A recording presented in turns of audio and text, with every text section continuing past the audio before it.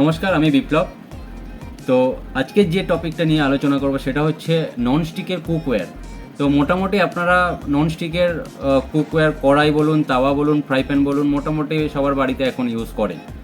তো ননস্টিকের ইউজ করার নিয়ম কি আপনারা জানেন? জানেন না? যদি জেনে থাকেন খুবই ভালো, যদি না জেনে থাকেন তাহলে আমি বলছি আপনাদেরকে। ননস্টিকের নিয়ম হচ্ছে আপনারা যখনই দোকান থেকে কিনবেন বা অনলাইন থেকে যেখানে থেকে কিনবেন, ননস্টিক কেনার পরে যে কড়া হোক, ফ্রাই প্যান হোক, তাওয়া, ওগুলো কিনে নিয়ে যাওয়ার সাথে সাথে কিন্তু ইউজ করবেন না। কিনে নিয়ে যাওয়ার পরে বাড়িতে নিয়ে গিয়ে মোটামুটি আপনাদের যে কুকওয়্যারটা কিনবেন, কড়া হোক, তাওয়া হোক, ফ্রাই প্যান হোক, ওই যে ননস্টিকটা আছে, ননস্টিকের উপরে তেল প্রলেপ করে রেখে দেবেন, মানে ব্রাশ আপ করে রেখে দেবেন। ব্রাশ আপ করে 1 ঘন্টার মতো রেখে দেবেন। ননস্টিকের যে ইয়েটা আছে, কোটিংটা আছে ওপরে, কোটিংটা আপনাদেরকে দেখিয়ে দিই। তো এই কোটিংটা আছে, এই কোটিংটার ওপরে তেল ভালো করে ব্রাশ আপ করে রেখে দেবেন। 1 ঘন্টার মতো ব্রাশ আপ করে রেখে দেবেন এই কোটিংটার উপরে। দেওয়ার পরে ইন্ডাকশান কিংবা গ্যাস স্টোভে আপনারা 30 সেকেন্ড মতো রেখে দেবেন। 30 সেকেন্ড মানে গ্যাস স্টোভ বা ইন্ডাকশান জ্বালিয়ে 30 সেকেন্ড মতো রেখে দেবেন। রেখে দেওয়ার পরে কি ওটা 12 ঘন্টা এমনি রেখে দেবেন। 12 ঘন্টা রেখে দেওয়ার পরে মোটামুটি ওয়াশ করে নেবেন, একটা ওয়াশ করে নেবেন। নেওয়ার পরের দিন থেকে আপনারা ইউজ করতে পারবেন। তো এটা যে আমি বললাম তেল মাখিয়ে রেখে দেওয়া, তারপরে গরমে হিট দেওয়া, তারপরে 12 ঘন্টা রেখে দেওয়া, এটার কারণ হচ্ছে আপনারা যখন নতুন কিনে আনছেন, ননস্টিক কুকওয়্যার কিনে নিয়ে আসছেন, ওই যে কোটিংটা আছে, কোটিংটা কিন্তু কাঁচা অবস্থায় আছে। তো আপনারা যখন তেল দিয়ে ভালো করে তেল ব্রাশ আপ করে দিয়ে যখন আগুনে বা ইন্ডাকশানে হিট করে নিচ্ছেন, তখন কিন্তু জাস্ট ওই ইয়েটা আপনার কোটিংটা কিন্তু ভালো করে টেনে নিচ্ছে, ওর গায়ের সাথে পুরো আটকে যাচ্ছে।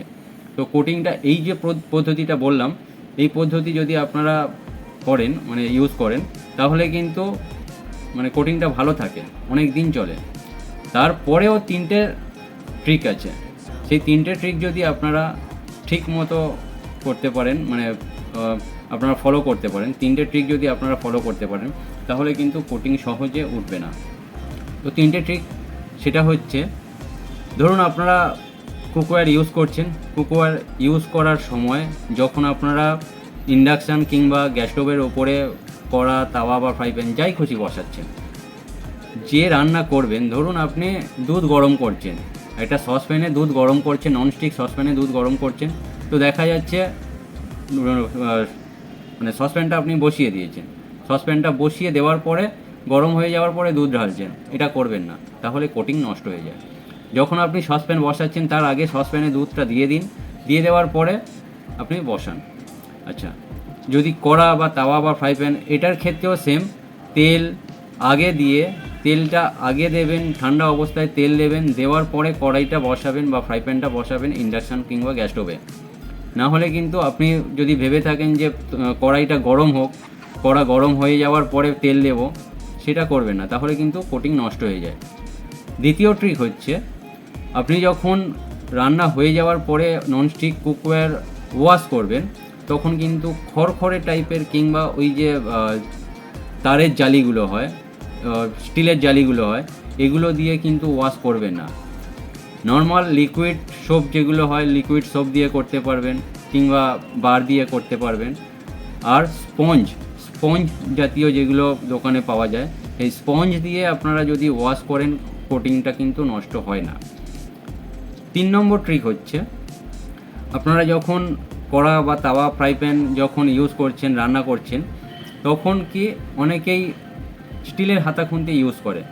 তো স্টিলের হাতাখুন্তি যদি ইউজ না করে আপনারা যদি কাঠের স্প্যাচুলা ইউজ করেন, কাঠের হাতাখুন্তি যদি ইউজ করেন, তাহলে কিন্তু সহজে কোটিং নষ্ট হয় না। যদি এই 3টে ট্রিক যদি আপনারা মনে রেখে রান্না করার সময় এই 3টে ট্রিক যদি মনে রাখেন, তাহলে কিন্তু আপনাদের যে ননস্টিকের কুকওয়্যার অনেক দিন চলবে, সহজে খারাপ হবে না, কিংবা ওই যে কোটিং উঠে যাওয়ার একটা প্রবলেম থাকে, সেই কোটিংটা উঠবে না। তো প্রথম যেটা আমি বললাম, কিনে আনার পরে তেল প্রলেপ করে দিয়ে তারপরে ওটা হিট করে নিতে, এটা যদি আপনারা খেয়াল করেন, আর আমি যে 3টে ট্রিক বললাম, এটা যদি মনে রেখে কাজ করেন, তাহলে কিন্তু আপনাদের অনেক বেশি চলবে, অনেক ভালো চলবে। তো থ্যাংক ইউ আমার পুরো ভিডিওটা দেখার জন্য, থ্যাংক ইউ সো মাচ। তো আমার চ্যানেলে যদি আপনারা সাবস্ক্রাইবার হয়ে থাকেন প্লিজ লাইক করুন, শেয়ার করুন, আর যদি সাবস্ক্রাইবার না হয়ে থাকেন প্লিজ সাবস্ক্রাইব করুন। Thank you.